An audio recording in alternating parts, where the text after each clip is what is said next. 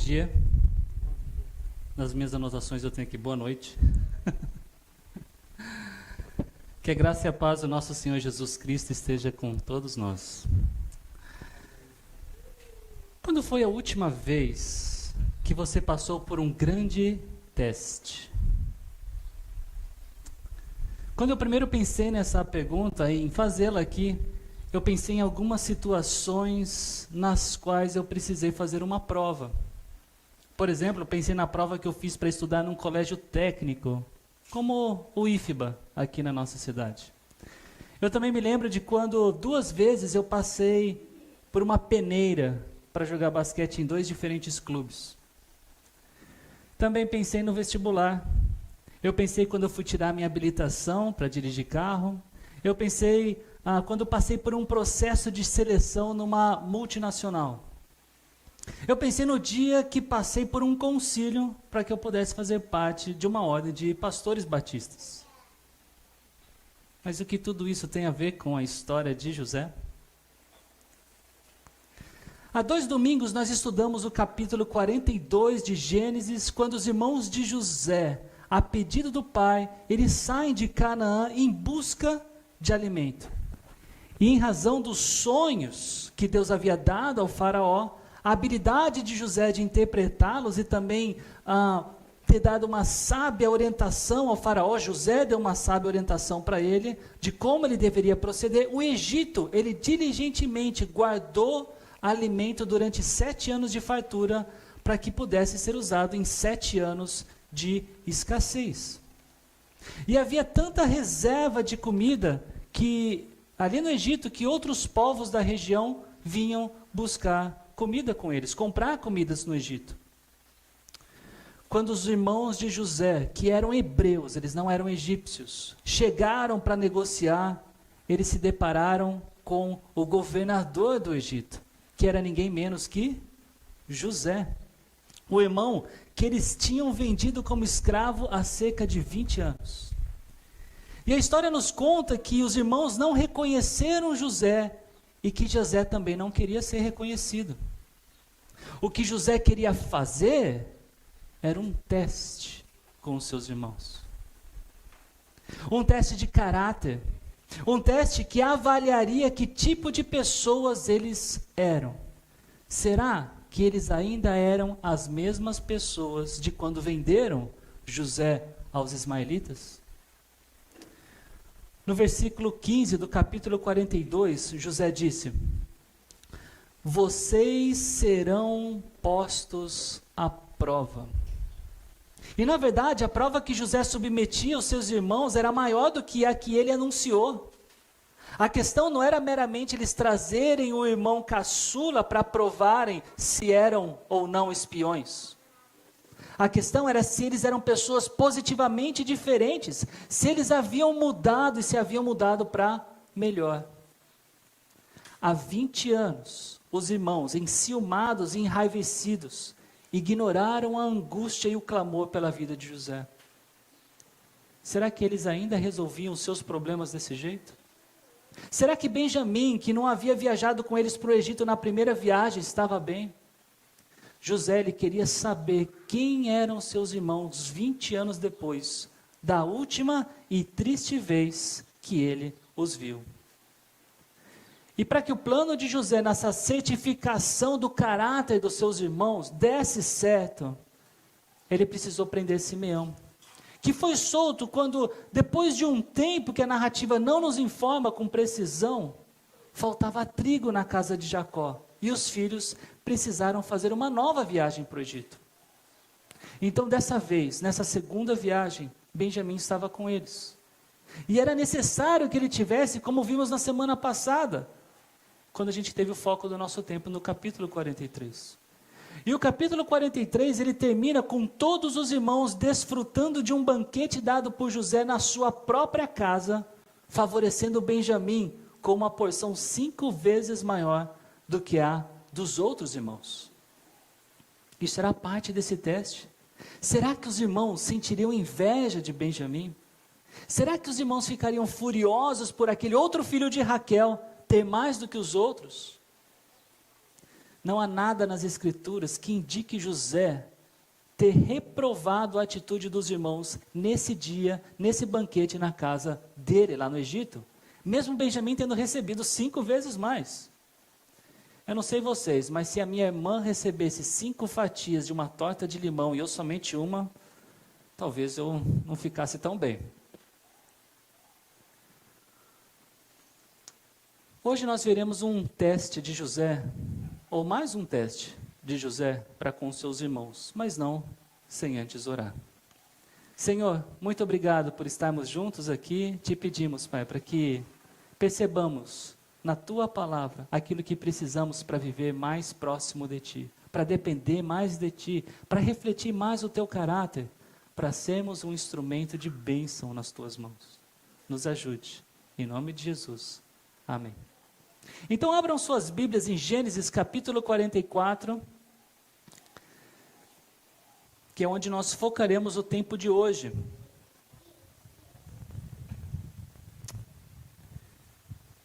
E o nosso texto, você por favor acompanhe na sua Bíblia, ele começa dizendo, ou depois que o banquete, ele começa, depois desse banquete que acontece no final do capítulo 23, esse banquete acaba, e José, ele dá ordens para o administrador da sua casa encher a bagagem de cada um desses homens, os irmãos dele, com o máximo de mantimento possível. Também era para o administrador colocar a prata que eles usavam para pagamento do trigo de volta na bagagem de cada um deles. Porém, na boca da bagagem de Benjamim, José pediu que colocasse a taça de prata dele. E na manhã seguinte, depois que os irmãos partiram para Canaã, José pediu para que o administrador da sua casa fosse atrás daqueles homens. E quando os alcançasse, que lhes perguntasse: por que retribuíram o bem com o mal? Versículos 6, 5 e 6. Não é esta taça que o meu Senhor usa para beber e fazer adivinhações? Vocês cometeram grande maldade. E foi exatamente assim que o administrador da casa de José fez quando alcançou os irmãos. Mas eles responderam, versículos 7 a 9. Por que o meu Senhor diz isso? Longe dos seus servos fazer tal coisa. Nós lhe trouxemos de volta da terra de Canaã a prata que encontramos na boca da nossa bagagem. Como roubaríamos prata ou ouro da casa do seu senhor? Se algum dos seus servos for encontrado com ela, morrerá. E nós, os demais, seremos escravos do meu senhor. Então percebam que em defesa própria, os irmãos, eles negam as acusações. Eles afirmam desconhecimento. Eles apelam com base na atitude que tiveram anteriormente, e eles propõem que o culpado seja executado. E a proposta, ela agradou o administrador da casa de José, mas que mesmo assim, ele preferiu dar uma punição mais branda. Se a taça estivesse com algum dos irmãos, aquele que tinha a taça, se tornaria escrava, e o resto ele podia voltar para casa.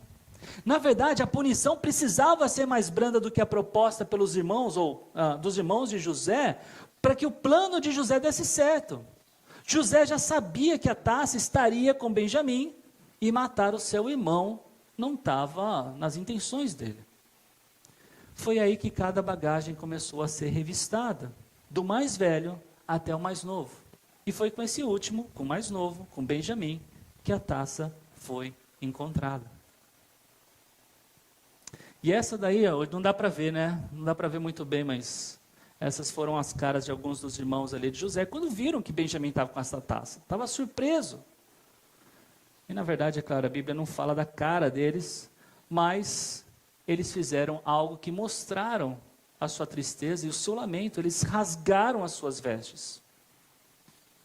E rasgar as vestes é uma manifestação disso mesmo que eu disse, de tristeza, de lamento. E da última vez que alguém fez isso, interessante nessa história de José, porque em Gênesis, contando essa história, a última pessoa que fez isso foi Jacó. Quando ele recebeu a notícia, ou uma notícia manipulada, ou os objetos que em tese teriam demonstrado que José havia sido morto, Jacó foi quem rasgou as suas vestes. Será que agora nessa viagem de volta para Canaã, os irmãos de José abandonariam Benjamim? Quando Benjamim foi pego num flagra por um crime que ele não cometeu, os irmãos até poderiam tê-lo abandonado, como abandonaram José, mas eles não fizeram isso. O texto diz para a gente que todos retornaram à cidade. Todos foram para o centro urbano do Egito daquela época. E quando chegaram lá, eles não simplesmente se prostraram diante de José, que estava ainda na casa, mas eles se lançaram. Nós temos outras cenas deles se prostrando em frente a José. Dessa vez o que eles fazem é mais profundo, é mais pesado. Eles se lançam diante deles. Então José lhes pergunta, lá no versículo 15, que foi que vocês fizeram?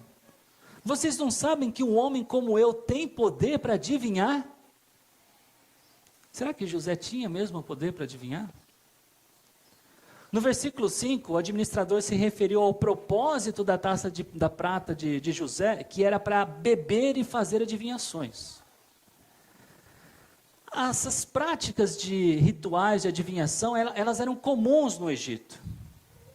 Agora algumas palavrinhas aqui um pouco mais rebuscadas. Por exemplo, a hidromancia. Essa é uma suposta arte de você olhar na água e conforme o movimento dela, você fazer uma adivinhação. Ou a lecanomancia, que era a leitura de uma gota de óleo na água. E talvez a taça que José tinha servisse para esses propósitos de adivinhação. Mas será que José fazia isso? Não há nenhuma outra dica na narrativa do texto bíblico que responde essa pergunta para a gente. Que mostra que José era alguém que tivesse adotado esses rituais egípcios de adivinhação. Aliás, esses rituais eles foram posteriormente proibidos pela lei de Moisés. Vocês podem ver isso lá em Levítico, capítulo 19, versículo 26, ou lá em Deuteronômio 18, 20.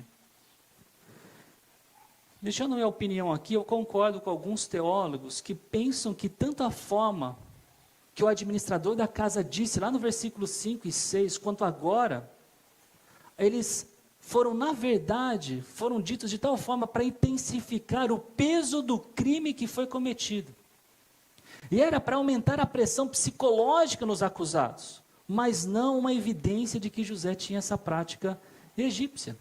Lembrando, José estava colocando os irmãos dele em teste, que inclusive já pensavam que tudo aquilo que passavam tinha a ver com a maldade que eles tinham cometido contra José. Olha que interessante como Judá, que a essa altura do campeonato já parece ter se tornado o porta-voz dos irmãos. Olha como ele vai responder. O que diremos a meu Senhor? Que podemos falar? Como podemos provar nossa inocência? Deus trouxe à luz a culpa dos teus servos. Agora somos escravos do meu Senhor, como também aquele que foi encontrado com a taça. Olhem bem no texto, uma pena, não sei o quanto vocês estão conseguindo enxergar aqui.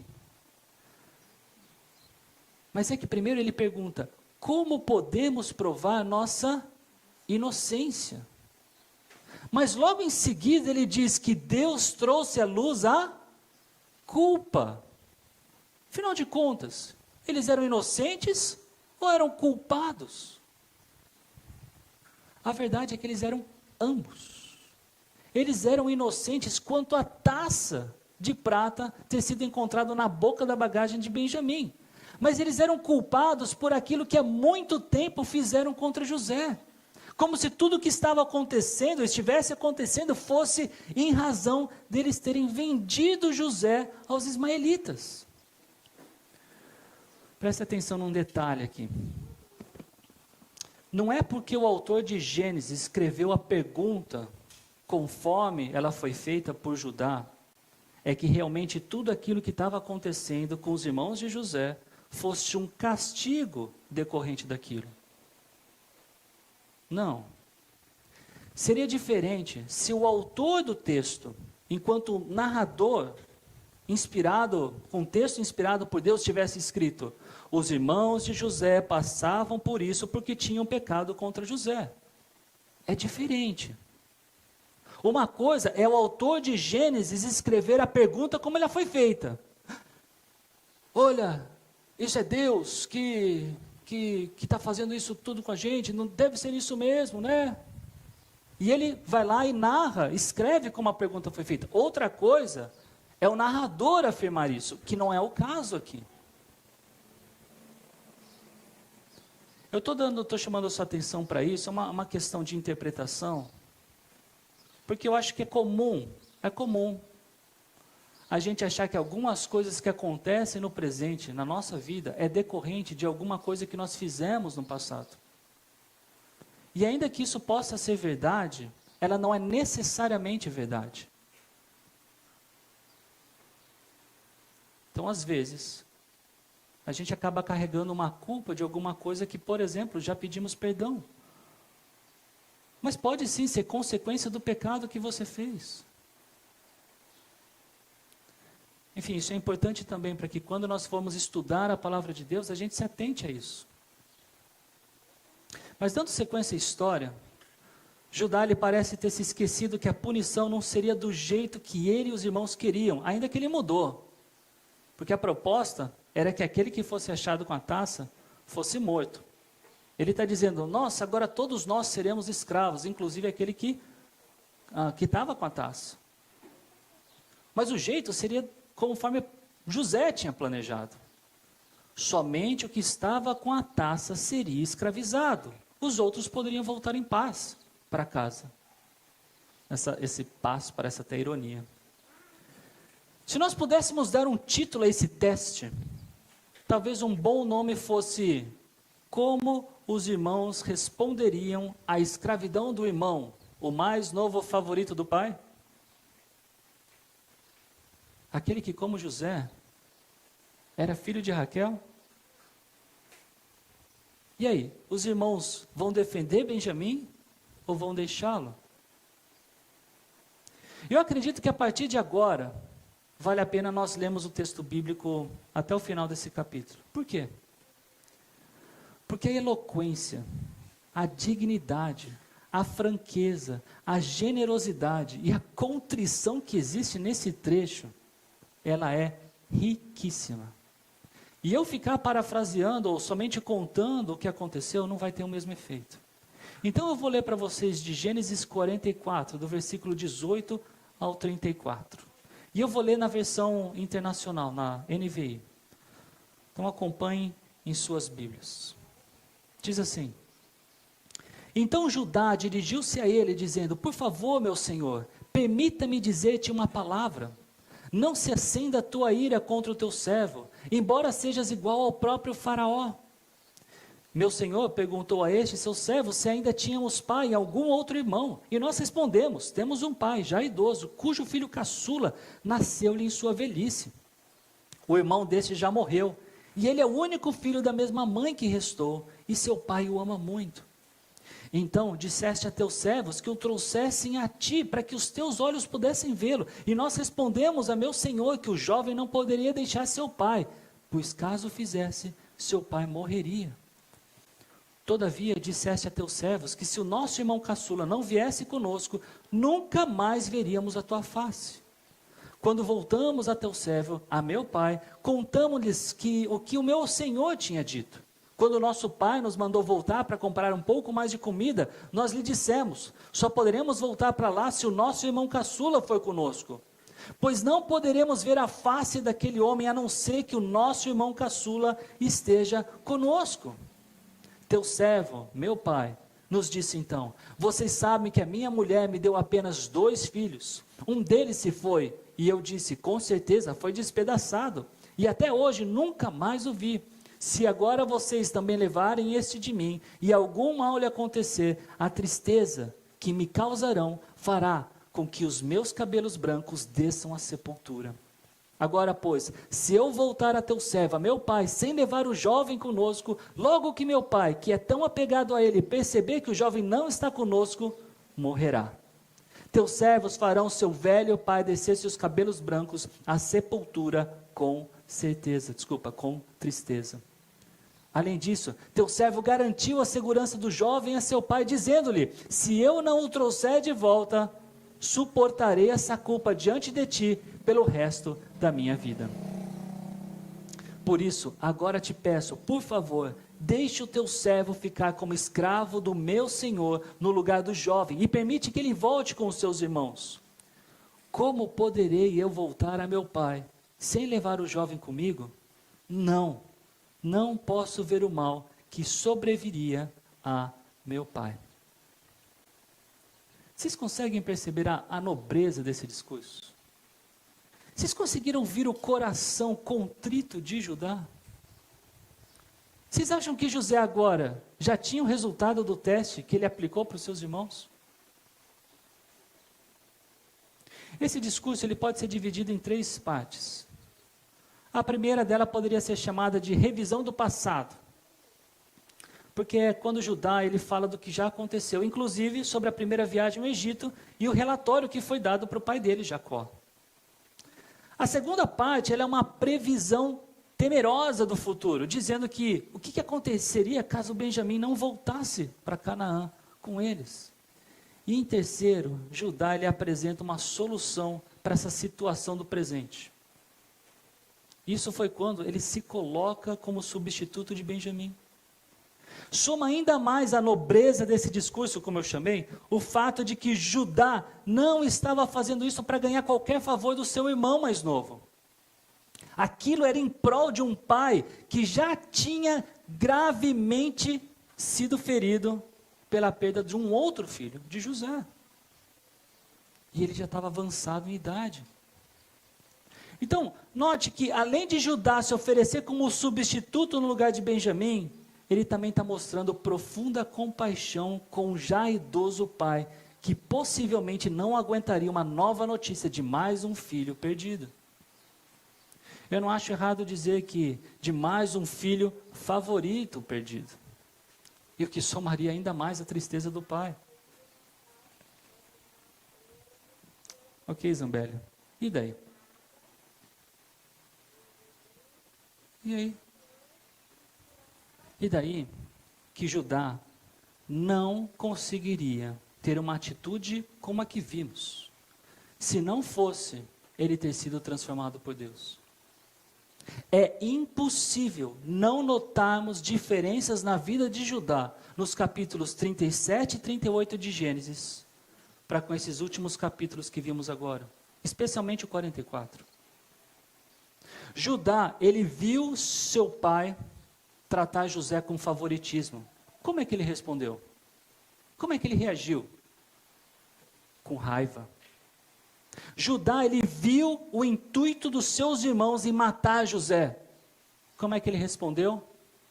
Agora eu quero ver o que ele vai fazer com os sonhos dele. Judá viu a caravana de ismaelitas passar. Como ele respondeu? Vendendo José para os ismaelitas. Judá viu uma mulher cananita ou cananeia. Como é que ele respondeu?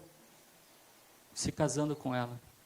Judá viu a sua nora, ainda que disfarçada. Como ele reagiu? Ele teve relações com ela. Quando Judá reaparece na narrativa, ele vê a prata que serviu para pagar o trigo no Egito, devolvida na bagagem. Como é que ele respondeu? Agora é um outro momento, com temor. Judá, nesse momento posterior da narrativa, ele via algo e reagia diferentemente.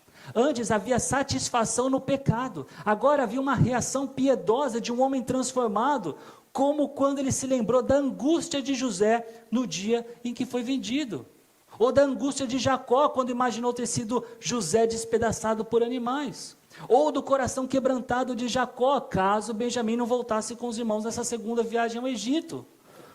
Como Judá mesmo diz no último versículo do capítulo 44. Como poderei eu voltar a meu pai sem levar o jovem comigo? Não posso ver o mal que sobreviria a meu pai. O que Judá antes via era satisfeito pelo pecado. Agora, o que Judá vê é traduzido numa reação que condiz com o coração arrependido. Arrependimento esse que nós vimos no final do capítulo 38, onde ele havia aprendido a lição. Aqui no capítulo 44 é onde ele aplica a lição. Em Gênesis 38, Judá ele entende que a sua culpa, ou que ele tinha uma culpa de falhar em cuidar da sua família, de proteger a sua família, de apoiar a sua família. E lá nós vimos que ele perdeu 2 filhos, possivelmente um sofrimento que marcou, porque agora ele perfeitamente se simpatiza com seu pai, que aparentemente corre o risco de perder 2 de seus filhos. Em Gênesis 38, no versículo 26, Judá disse o seguinte sobre Tamar: ela é mais justa do que eu. E a palavra hebraica que foi traduzida por justa aqui, ela aparece somente 2 vezes em todo o livro de Gênesis. Essa, em Gênesis 38, 26, é uma dessas ocasiões. E a outra é justamente no capítulo 44, no versículo 16, que diz: então Judá respondeu: que podemos dizer a meu senhor? Que podemos falar? E como vamos nos justificar?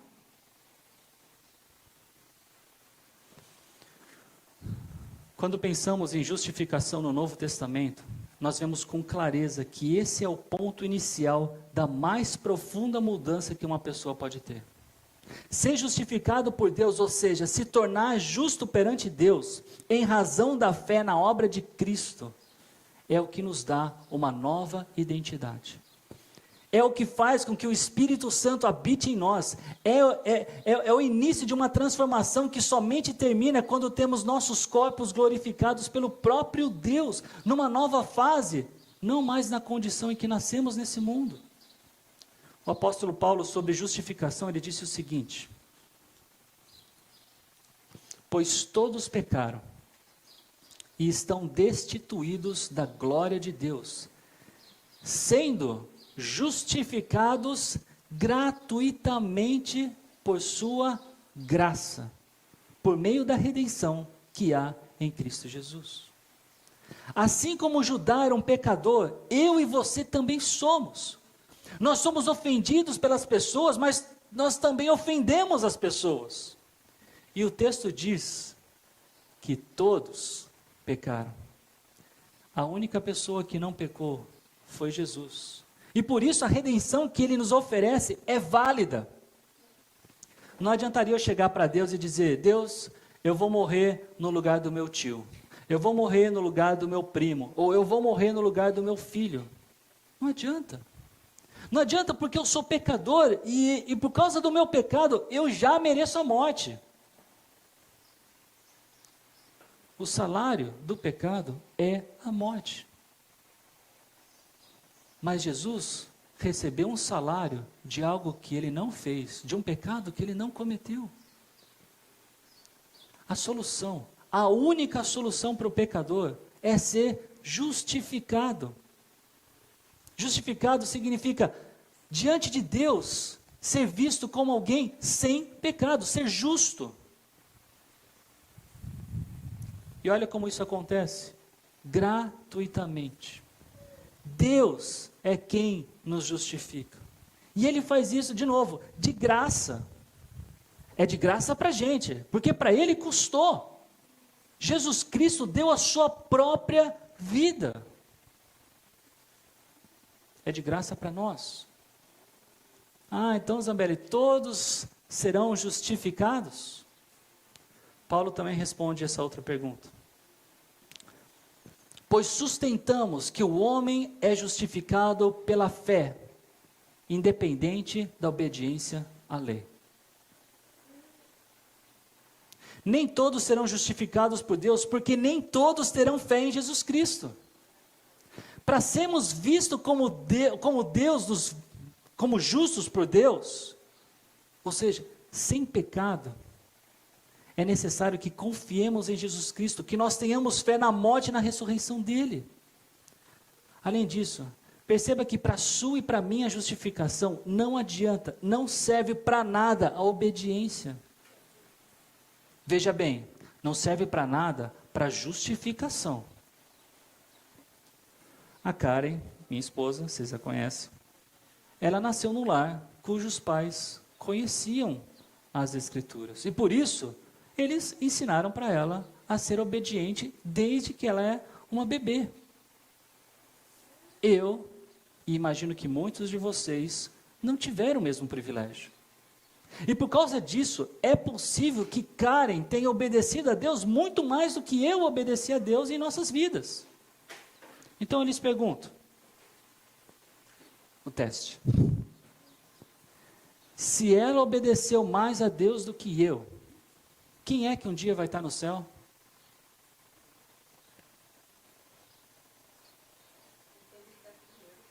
A resposta é todo aquele que em Deus creu. Isso não depende de quanto eu fiz de certo ou errado, ou dela ter feito certo ou errado. Depende somente do que Jesus fez, e se eu criei, se eu acreditei, se eu confiei no que ele fez. A Madre Teresa de Calcutá, ela é conhecida como alguém que fez muitas boas obras, e ela já faleceu. E por isso até pergunto, ela está no céu? Se ela está, por qual razão? Porque ela não vai para o céu em razão do quanto ela fez, mas se ela teve fé em Jesus. Se ela teve fé em Cristo, ela está com Deus. Se não, ela está no inferno. Adolf Hitler é bastante conhecido pela sua maldade e quantidade de pessoas que, pela sua supervisão, na sua liderança, matou durante a Segunda Guerra Mundial. Eu lhes pergunto, ele está no céu?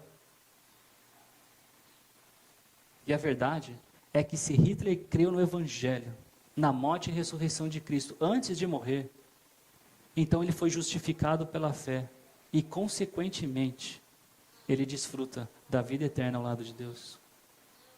Até onde eu sei, ele nunca confiou em Cristo. Mas se ele confiou, ele está lá. Ele foi justificado. Por quê? Porque isso não depende do que ele fez e do que ele não fez. Crer e se arrepender formam dois lados, duas faces de uma mesma moeda. João, no seu evangelho, ele enfatizou o chamado de Deus para que nós crescemos. Essa é a palavra-chave, crer em Jesus. Os outros evangelistas, eles descreveram o ministério de João Batista e de Jesus como um chamado para o arrependimento. Arrependam-se dos seus pecados, porque o reino dos céus, ou o reino de Deus, está perto. Pedro, quando ele prega em Atos 2, ele convoca os seus ouvintes a se arrependerem para serem salvos. Arrepender-se, e preste bastante atenção aqui,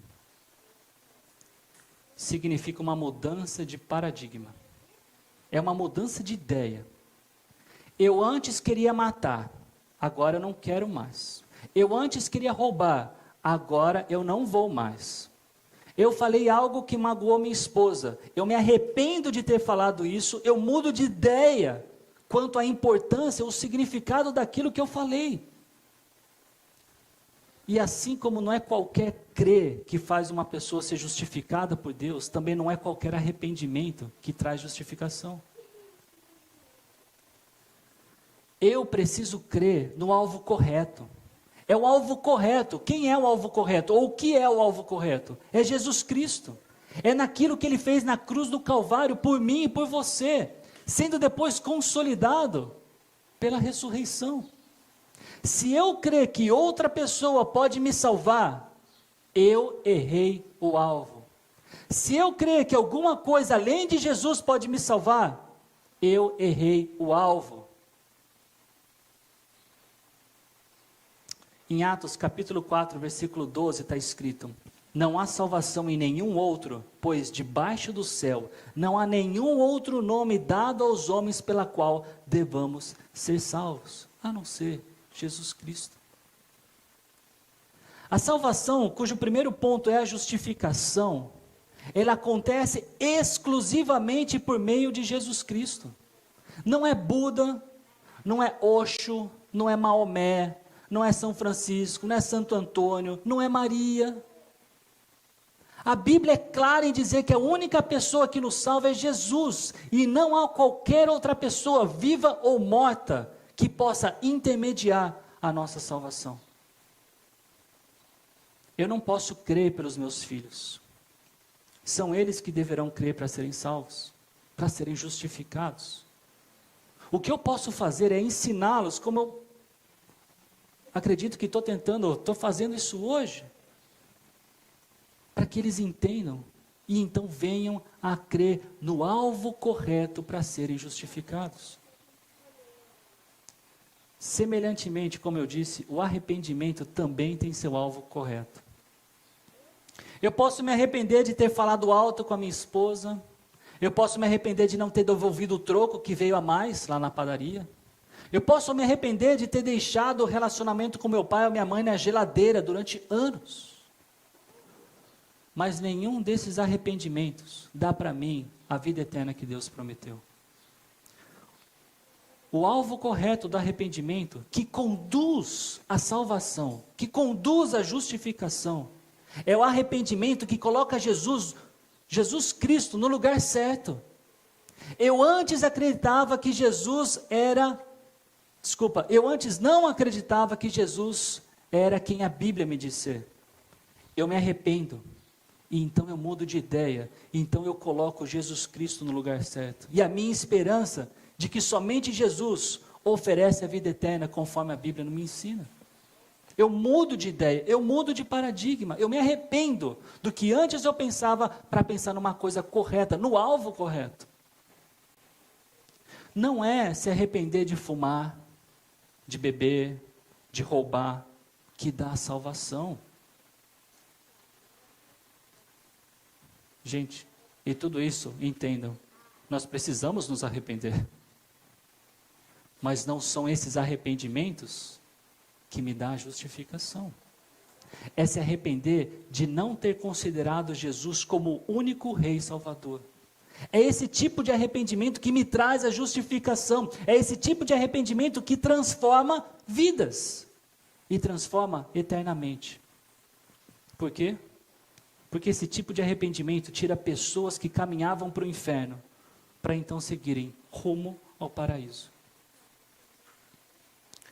Falar sobre arrependimento com o Novo Testamento é mais claro. Mas o tipo de reconhecimento e arrependimento que vimos no final do capítulo 38 de Gênesis, com Judá, e depois essas novas atitudes dele, especialmente nos capítulos 43 e 44, retratam o que João Batista disse a alguns fariseus: deem fruto que mostrem o arrependimento. Isso é Lucas capítulo 3, versículo 8. As atitudes de Judá, especialmente as que vimos hoje, são frutos de um coração arrependido, de um arrependimento que não errou o alvo. No ano passado, eu estou terminando.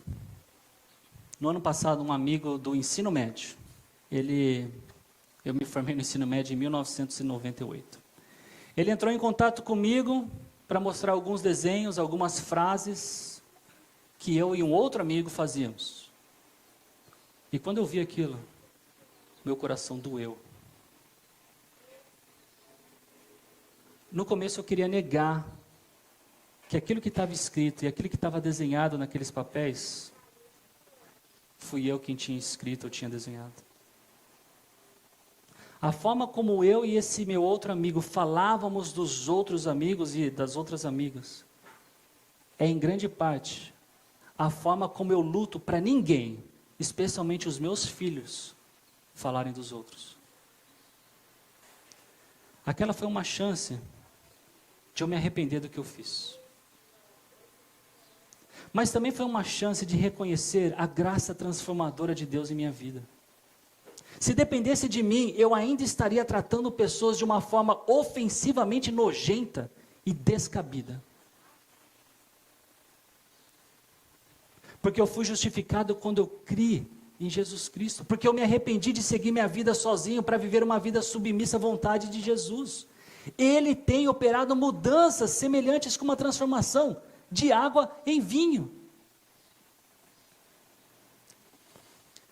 De vocês aqui no meio, eu acredito que somente o João e a Bia conheceram o Zambelli do ensino médio. Ainda assim, eles não viram tudo o que eu era capaz de fazer e de falar. E pela graça de Deus, eles hoje podem conhecer um Zambelli diferente. Arrependido, mudado, porque Ele tem feito isso em mim. Eu ainda em processo de transformação. E essa transformação no processo começou quando eu fui justificado pelo Deus. Por quê? Porque eu confiei em Jesus Cristo. Eu espero que João e Bia nunca mais voltem a ver o antigo Zambelli. Eu espero que vocês nunca conheçam o antigo Zambelli. José, ele conheceu Judá, o Judá do capítulo 37 de Gênesis. E nós terminamos hoje Gênesis 44, e José agora conhece um novo Judá. Um Judá que faz com que José não consiga se conter diante de todos. E assim, o spoiler do capítulo 45. Um Judá que faz José chorar, que faz ele revelar a sua identidade, ele não aguenta mais. E o melhor de tudo, voltar a viver em família. Não como em Gênesis 37, com os irmãos irados, com os irmãos dispostos a matar e vender pelo menos um dos irmãos. Uma família que ainda apresentará problemas. Com certeza vai apresentar problemas. A gente vai ver isso ainda. Mas uma família que no capítulo 45 vai estar mais unida e pelas mãos de Deus, que usou José e usou Judá como seus instrumentos de bênção. Eu convido vocês a refletirem essa semana sobre o quanto você está disposto a ser um instrumento de bênção nas mãos desse Deus. E o quanto arrependimento faz parte do seu processo para que então você seja esse instrumento de bênção. Vamos orar. Senhor, mais uma vez eu te agradeço pela tua presença em nosso meio. Com certeza, Pai, está calor, a gente não conseguiu ver os slides direito, mas pela tua graça nós estamos juntos e como igreja, e com a oportunidade de poder abrir a tua palavra e refletir nesse capítulo 44 de Gênesis. Senhor, obrigado pelo testemunho de Judá e o testemunho dessa mudança apresentada pelo Senhor, para que nós pudéssemos observar e ver como o arrependimento traz transformação para a vida de Judá e como traz para as nossas vidas. Senhor, nós queremos ser instrumentos de bênção na vida de outros, nesse mundo, nessa cidade. Por isso, Pai, nos dê um coração que busca a tua justiça. Em especial, Pai, que depende de Jesus Cristo, que confia nele, para que caso aqui alguém ainda não tenha sido justificado pelo Senhor, possa desfrutar disso. E desfrutando disso, caminhe nesse rumo da salvação que nos leva para a vida eterna ao lado do Senhor. Pai, nos dê a certeza de que precisamos, dia após dia, olhar para o Senhor e depender do Senhor, ter fé de que as tuas promessas ainda estão em vigor e elas serão o fruto daquilo que nós fizemos para a tua honra e para a tua glória. Nos ajude. Eu oro assim em nome de Jesus. Amém.